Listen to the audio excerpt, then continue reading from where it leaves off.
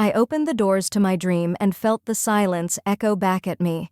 Months of planning, long nights with spreadsheets, and every dollar of my savings plus a loan that pushed me into $150,000 in debt had brought me to this moment. The dining room was set like a promise, soft lights glowing across polished tables, silverware lined up with military precision, and a playlist of old songs humming through the speakers. The air smelled of rosemary and garlic from the kitchen, where I had tested each recipe until it felt like part of my blood. I waited for my family to walk in, to see what I had built with my own hands. But the only thing that filled the room was the weight of empty chairs. No laughter, no voices, not even a late arrival with flowers in hand, just untouched menus stacked at the host stand and candles burning down in silence. While I wiped my palms against my apron, my phone buzzed. Not with a message from them, but with a feed of their smiles, plastic cups raised high at a backyard barbecue. My brother Ezra, grinning next to a cake iced with "to bigger things," had pulled them all away from me. I stood alone in a space that was supposed to be alive with joy, watching the dream I had poured my money and heart into turn into a monument of humiliation. Every napkin folded with care became a reminder that I was invisible to the people who should have stood beside me.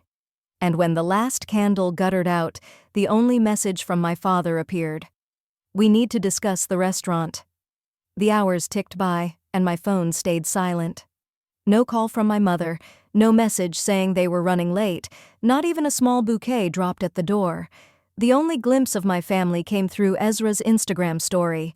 He was laughing, holding up a cake with the words, "To bigger things," written in bold frosting, surrounded by relatives who cheered as if they had found something greater than the milestone I was standing in alone. It hurt, but it was also familiar. For as long as I could remember, I had been called the artsy one, the dreamer, the sibling who painted on walls while the others built their resumes. They never said it outright, but the message was clear. My ideas were impractical, risky, and bound to collapse sooner or later. Maybe they thought they were protecting me by staying away, convincing themselves my opening was nothing more than a phase. The truth is harsher. They simply didn't believe I was worth showing up for. Numbers supported their doubt. 70% of small businesses in the United States close within the first 10 years. They probably looked at me and saw another statistic waiting to fail, another story they would tell with a shrug when the restaurant went under. What they never considered was that behind those numbers are people who work themselves raw, people who believe that dreams deserve a chance, no matter how often the odds are quoted against them. The backyard barbecue with cheap chairs and lukewarm beer was their choice, and it was a choice that screamed what I had known deep down. They would always celebrate the safe and dismiss the bold. My restaurant, with its empty tables and untouched menus, became more than a place without customers. It became a symbol of dishonor, carved by the very people I trusted most. And as I cleaned up the evidence of their absence, my father's text appeared on the screen. "We need to discuss the restaurant." I realized quickly that my father's text had little to do with pride and everything to do with access. In my family, love was often measured by what could be taken, not what was given. They expected the unspoken perks that came with blood ties, free meals, discounts for friends, and the privilege of treating my restaurant like their personal kitchen. It was never about celebrating my dream. It was about what they thought they were entitled to collect from it. That night, I sat with my phone in hand and drafted a sentence that felt like a blade cutting clean through years of blurred lines. Effective immediately, the restaurant is closed to all families. No reservations, no discounts, no exceptions. I hit send, and for the first time in my life, I felt the ground under me steady. The response was instant. Calls stacked up until the screen glowed with 19 missed attempts. Messages poured in, full of confusion, guilt, and demands disguised as concern. An hour later, Ezra showed up with a box of cake from the barbecue. He tried to laugh it off, saying he figured I might want a slice.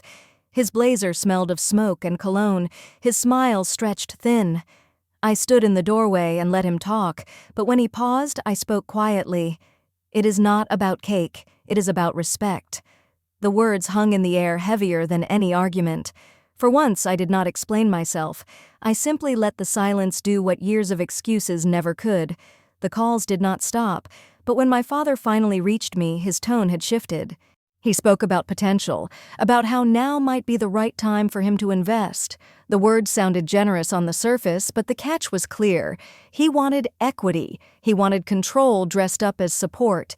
For years, I had watched how my family defined help as ownership, and I was not about to let the dream I had built with sleepless nights and heavy loans become another asset under their thumb. I told him calmly that I already had outside investors, people who respected me enough to believe in my vision without demanding a piece of my name. The silence on the other end of the call was thick, and I could almost hear the frustration in his breathing. That was the moment I understood that this was not just about family pride, it was about money. Once they realized the door was closed, the counterattack began. The first sign came in the form of a 1-star review that popped up online, then another. Within hours, the page for my restaurant was flooded with complaints about cold food, rude service, and an unwelcoming atmosphere. None of the names matched the reservation list. None of the stories was real. It was a smear campaign, and I knew exactly who had orchestrated it.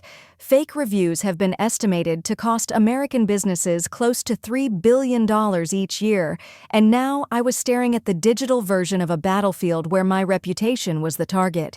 Every word they planted online was meant to choke out the roots I had worked so hard to grow. This was no longer the familiar sting of family disrespect. This was sabotage disguised as feedback, an attack that tried to turn strangers against me before they even stepped through the door. My restaurant was not just a business anymore. It had become a war zone where money and dignity stood side by side, fighting to survive. I refused to let fear write the next chapter. Instead of lashing out online or arguing with faceless accounts, I gathered every detail I could. Reservation logs, receipts, timestamps, and even security footage showed no trace of the so-called unhappy customers. I called my lawyer and handed over the evidence, then reached out to a journalist who had once praised the restaurant for its soul. Within days, the story broke. Headlines painted a picture of a family willing to sabotage their own to maintain control. Screenshots of fake reviews were placed side by side with reservation records, and the truth was impossible to ignore. The article spread quickly, and with it came a wave of support that I never expected. People who had never stepped foot inside my dining room were suddenly defending me as if they had known me for years. On social media, comments poured in. One said families like this create warriors. Another read, "She is not the black sheep, she is the phoenix." A third simply said boundaries taste better than betrayal. Each word became a shield that protected the space I had fought to build. For the first time in a long time, I felt the weight of the battle lift, replaced by something steadier. It was not revenge that carried me forward. It was the quiet certainty that truth had become my strongest weapon. It was late when I heard the knock on the restaurant door. I almost ignored it, but when I opened it a crack, I saw Ezra's fiancée standing there with her hands clenched around her phone. Her face carried the look of someone torn between fear and shame. She asked if we could talk, and her voice shook in a way that told me this was not about wedding plans or family dinners. We sat in the last booth by the window. She slid her phone across the table, and on the screen were screenshots of a group chat named Project Reset. My stomach tightened as I scrolled through messages written by people who shared my blood. Plans to push me into failure, schemes to pressure me into selling, even notes about cutting off supplier discounts to make me crawl back. Each message was proof that what I had suspected was real. The betrayal had been organized like a business plan. Her voice cracked as she explained that she did not know how far it had gone. She said she could not marry into a family that treated its own like a threat to be eliminated. The irony stung. Truth had not come from my parents or my brother. It had come from the woman who was ready to walk away from them. I looked at her and felt the weight of a lesson I would never forget. Loyalty is not about who claims your name. It is about who chooses honesty when lies would be easier. The weeks that followed turned into something I had once only imagined. Every table was booked, not just for days but for weeks ahead. Calls came in faster than we could answer, and the landlord extended my lease for 5 years with rent locked, telling me the street was proud to have me there. Journalists who had once passed me by now asked for interviews, and one magazine put me on a list of chefs shaping the future of the city. But what mattered most was not the spotlight or the money that finally eased the weight of debt. It was the fact that I could choose who stood beside me. When I opened my second location, I filled it with people who rarely got a chance. Culinary students with no connections, single parents rebuilding, and quiet dreamers who only needed someone to believe in them. My success was no longer about proving my family wrong. It was about building a space where dignity was served alongside every meal, a reminder that true victory comes from lifting others while you stand tall. 1 year later, a gold-embossed envelope arrived at my door. It was an invitation to Ezra's engagement party, the kind of polished event they once believed I was unworthy to attend. I looked at it for a moment, then fed it into the shredder without hesitation. There was no anger left in me, only clarity. I did not need to answer, explain, or attend. Silence carried more weight than any speech I could give. My life was no longer shaped by their approval. I had built my own table, and at that table, honor was always on the menu.